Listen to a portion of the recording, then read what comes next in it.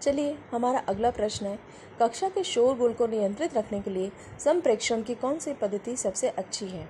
इसका पहला विकल्प है शांत होकर एक एक बच्चे पर नज़र डालना, बात मत करो बार बार कहना, शोरगुल की परवाह किए बिना शिक्षण आरंभ कर देना, विद्यार्थियों की आवाज़ से भी ऊंची आवाज़ में बोलना। तो इसका आंसर है शोरगुल की परवाह किए बिना शिक्षण आरंभ कर देना। चलिए हमारा अगला प्रश्न है, शिक्षा में प्रयोजनवाद की विचारधारा का प्रवर्तक कौन था। इनके विकल्प हैं किलपैट्रिक, पेस्टालॉजी, विलियम जेम्स, जॉन जीवी। तो चलिए इनका आंसर देखते हैं, वो है विलियम जेम्स। हमारा अगला प्रश्न है, प्रयोजनवाद ने किसे जन्म दिया। इनके विकल्प हैं प्रोजेक्ट विधि, व्यावसायिक शिक्षा, शिक्षा की खेल विधि और बेसिक शिक्षा। तो इसका जवाब है प्रोजेक्ट विधि।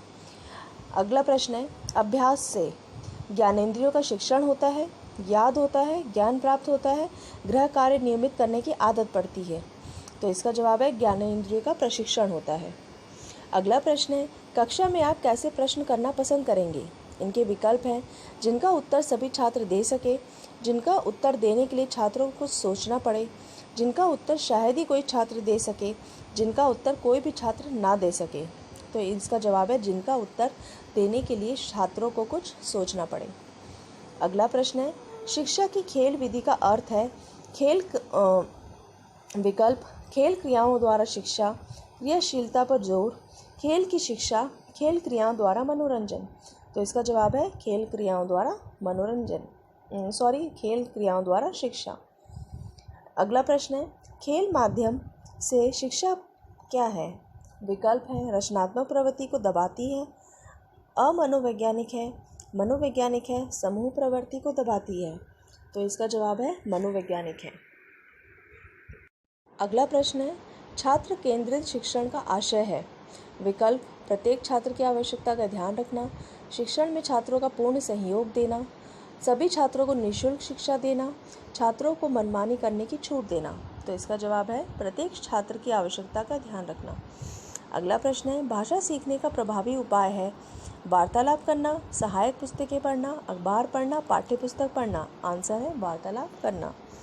निःशुल्क और अनिवार्य प्राइमरी शिक्षा लागू होने के फलस्वरूप विकल्प हैं बालकों में साक्षरता बढ़ती है, ग्रामीण क्षेत्रों में साक्षरता बढ़ती है, देश में साक्षरता बढ़ी है, ये सभी।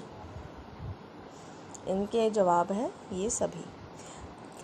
किस किस्म के प्रश्न को आप सबसे अधिक प्रबोधन मानते हैं। विकल्प हैं जो समस्या प्रधान हो और हल ढूंढने को प्रेरित करे, जो अगली परीक्षा में आने वाला, जो बच्चों का ध्यान आकर्षित करे, जो शिक्षा सटीक हो। तो आंसर है जो समस्या प्रधान हो और हल ढूंढने को प्रेरित करे। पाठ्य चर्चा के निर्माण में मुख्य रूप से किस बात का ध्यान रखा जाता है। विकल्प हैं छात्रों के परिवेश का, पाठ्य सामग्री का, शिक्षा के उद्देश्य का, शिक्षण विधियों का। तो इसका जवाब है शिक्षा के उद्देश्यों का। बाल मनोविज्ञान की सहायता से शिक्षक किस बात का ज्ञान प्राप्त कर सकता है।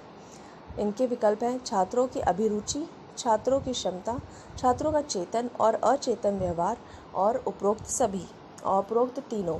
तो जवाब है उपरोक्त तीनों। निम्नलिखित में से कौन सा बुद्धि का लक्षण नहीं है। इसके विकल्प हैं यह मनुष्य को सीखने में सहायता करती है, ज्ञान और बुद्धि अलग अलग है, यह अर्जित की जा सकती है, यह जन्मजात होती है। जवाब है यह अर्जित की जा सकती है। अगला प्रश्न है, बच्चों में आप समायोजना और कुंठा तब उत्पन्न होता है जब उनकी मनोवैज्ञानिक या भौतिक आवश्यकताओं की उपेक्षा की जाती है, वे परीक्षा में पास नहीं हो पाते, उन्हें पाठशाला नहीं भेजा जाता, उनके माँ बाप उन्हें अत्यधिक प्यार दुलार देते हैं। तो जवाब है उनकी मनोवैज्ञानिक या भौतिक आवश्यकताओं की उपेक्षा की जाती है। अगला प्रश्न है, शिक्षा के स्तर को ऊंचा उठाने के लिए निम्नलिखित में से क्या आवश्यक है। छात्रों का सतत मूल्यांकन, पाठ्यक्रम में संशोधन, अध्यापकों का उच्च वेतन, पाठ्यपुस्तक का सतत मूल्यांकन। जवाब है छात्रों का सतत मूल्यांकन।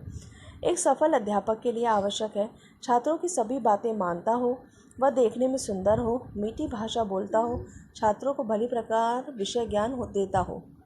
तो इसका जवाब है छात्रों को भली प्रकार विषय ज्ञान देता हो। करने का सरल उपाय है प्रधानाचार्य का सहयोग लेकर, उनको भयभीत करके, अपनी विद्वता का प्रदर्शन करके, अपने आचरण को आदर्श रखकर।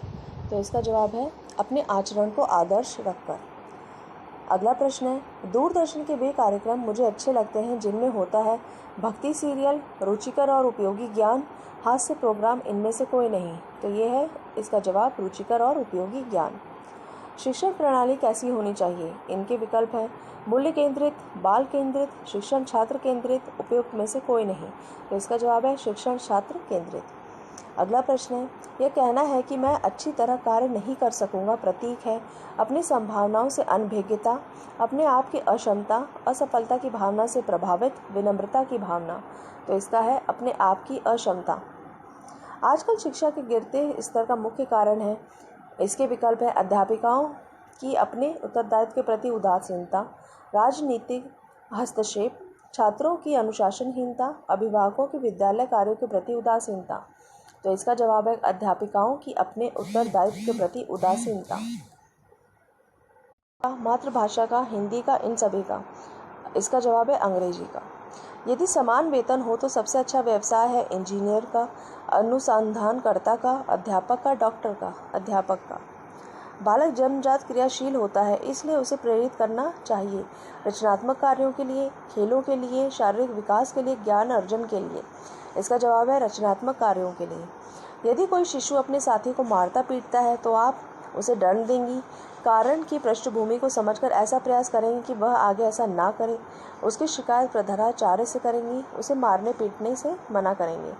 कारण की पृष्ठभूमि को समझकर ऐसा प्रयास करेंगी कि वह आगे ऐसा ना करे। एक अच्छे विद्यालय के लिए आवश्यक है कि वह स्थित हो शहर के मध्य में, ग्रामीण क्षेत्र में, एकांत में, कहीं भी।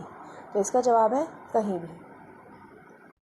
प्रदूषण की समस्या प्रभावी ढंग से हल करने के लिए इसके विकल्प हैं, इस क्षेत्र में अधिक धन खर्च करना चाहिए, लोगों को जागरूक बनाना चाहिए, कड़े कानून बनाने चाहिए, विदेशी मदद लेनी चाहिए। तो इसका जवाब है लोगों को जागरूक करना चाहिए। अगला प्रश्न है, आपकी राय में सहयोगियों से अच्छे संबंध रखने के लिए आवश्यक है कि उनके सामने उनकी प्रशंसा की जाए, उनके सुख दुख में हाथ बटाया जाए, उनकी गलतियों पर ध्यान न दिया जाए, उनकी खुशामद करते रहना चाहिए। तो जवाब है जाएं, उनके दुख सुख में हाथ बटाना चाहिए। आप जानते हैं कि सही बात कहने से परेशानियां आती हैं, तो इसके विकल्प है अवसर देखकर ही कोई बात करनी चाहिए, भी सही बात करते रहना चाहिए, किसी को कोई राय नहीं देनी चाहिए, जिसको जैसा प्रिय लगे वही करना चाहिए, भी सही बात करते रहना चाहिए। अगला प्रश्न है, आजकल लोग जितना परिश्रम करते हैं उससे अधिक वेतन चाहते हैं। मेरी राय में यह मनुष्य का स्वभाव है, आर्थिक प्रगति का संकेत है, सामाजिक अन्याय है, आर्थिक दृष्टिकोण से समय की मांग है। तो इसका जवाब है सामाजिक अन्याय है। समाज में प्रतिष्ठा का आधार धन होता है, यह पूर्ण सत्य है, अज्ञात है, असत्य है, आंशिक सत्य है। तो इसका जवाब है आंशिक सत्य है। Thank you.